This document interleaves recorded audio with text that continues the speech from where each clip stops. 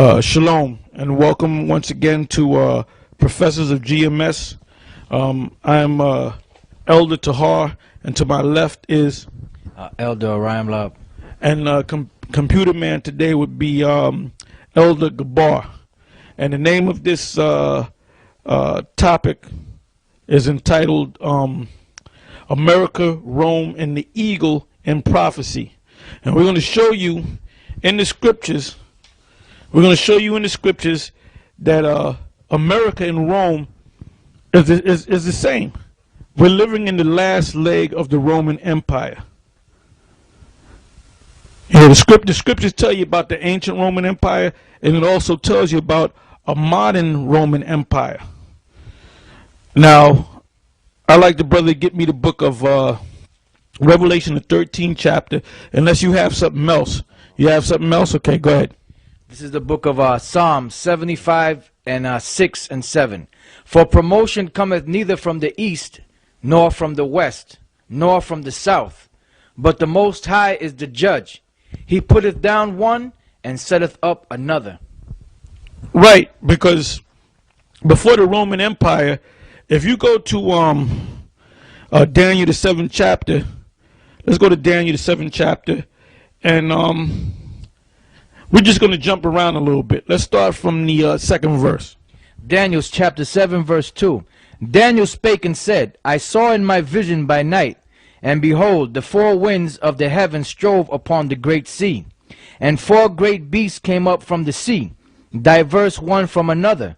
The first was like a lion, and had eagle's wings. I beheld till the wings thereof were plucked, and it was lifted up from the earth, and made stand upon the feet as a man. And a man's heart was given to it. And behold, another beast, a second like to a bear, and it raised up itself on one side. Now what he's reading about, this is basically history in a nutshell. The first beast was talking about the Babylonians. All right. The second beast, which is a bear, is talking about the Medo-Persian Empire. Go ahead. And it had three ribs in his mouth of it between the teeth of it. And they said thus unto it, Arise, devour much flesh.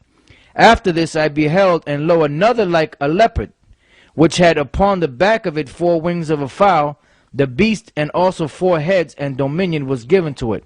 That's talking about Alexander the Greek. If you know anything about history, if you know anything about history, ancient history, biblical history, you would know that that's talking about Alexander. I call him Alexander the Creep. And it was four what? It says, which had upon the back of it four wings of a fowl. The beast had also four heads, and dominion was given to it. Right. The four heads and the four wings represent the generals that came out of Alexander the Greek.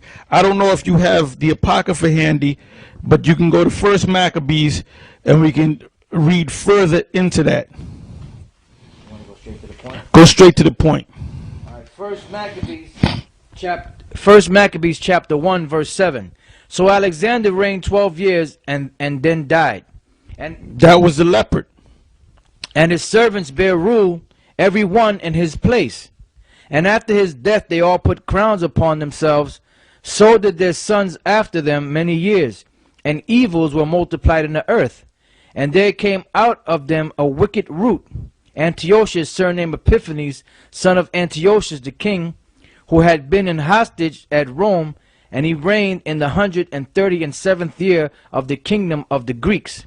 Right, now that's talking about the four generals that came out of Alexander the Greek after Alexander the Greek died of a sickness that the Most High put on him when he reached the age of 32.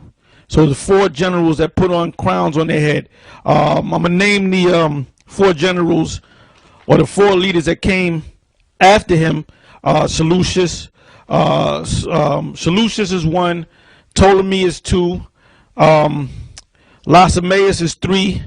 And Cassandra is the fourth. All right. Now, it speaks about this wicked root that came out of them, that came out of the line of Seleucus, which was Antiochus, the line of the Epiphanes. All right. The most wickedest one was Antiochus the fourth. All right. All right, go ahead. Daniel chapter 8 verse 8. Therefore the he-goat waxed very great. The he-goat is also talking about Alexander the Greek. And when he was strong, the great horn was broken, and for it came up four notable ones towards the four winds. There goes the four again. Go ahead. And for it came up four notable ones toward the four winds of heaven. And out of one of them came forth a little horn, which waxed exceeding great towards the south, and towards the east, and towards the pleasant land. And he mentioned his name, Antiochus. That particular one was Antiochus the Fourth, also known as Antiochus Epiphanes. All right? And the word Epiphanes means revelation. All right? Is there any more to that? Okay. So going back, going back to our topic, we're dealing with the Roman Empire. So we read about the Babylonians. We read about the Persians and the Medes in a nutshell. We just read about Alexander the Greek and his four generals. All right, now let's read on from Daniel the 7th chapter. Daniel chapter 7 verse 6. After this I beheld, and lo, another like a leopard, which had upon the back of it four wings of a fowl. The beast had also four heads, and dominion was given to it. After this I saw in the night vision, and behold, a fourth beast, dreadful and terrible, and strong exceedingly, and it had great iron teeth. It devoured and brake in pieces, and stamped the residue with his feet, the feet of it, and it was diverse from all the beasts that were before it, and it had 10 horns. Read that from the top. This is talking about the Roman Empire now. It said that this beast was different from the others. Read on. After this I saw in the night vision, and behold, a fourth beast, dreadful and terrible, and strong exceedingly. Now, I'd like the brother to get number 3, which is the map of Rome. Go ahead, read again from the top. And this I saw in the night visions, and behold, a fourth beast, dreadful and terrible, and strong exceedingly. Right, and that's it right there. That's the Roman Empire during the period of 120 AD. All right? The beginning of it really goes back to Romulus and Remus, two brothers that was suckled by a she-wolf that was... just pass a book to me, brother. And I'm gonna let you know. This is the beginning of the Roman Empire. It was named after a Japhetic, we believe, by the name of Romulus. He had a brother named Remus, and it was named It was named the Rome after Romulus, because Romulus raised up and killed Remus. And what happened was they were suckled by a she-wolf. That's the so-called legend. All right. So now let's go back. Let's go back to the map of Rome.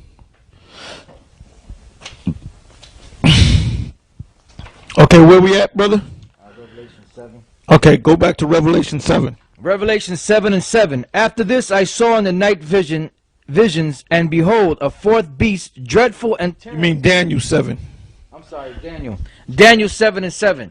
After this I saw in the night vision, and behold, a fourth beast, dreadful and terrible, and strong exceedingly, and it had great iron teeth. It devoured and brake in pieces, and stamped the residue with the feet of it, and it was diverse from all the beasts that were before it, and it had 10 horns. The reason why it was diverse from all the beasts before it, because the first beast was the Babylonians. The prominent king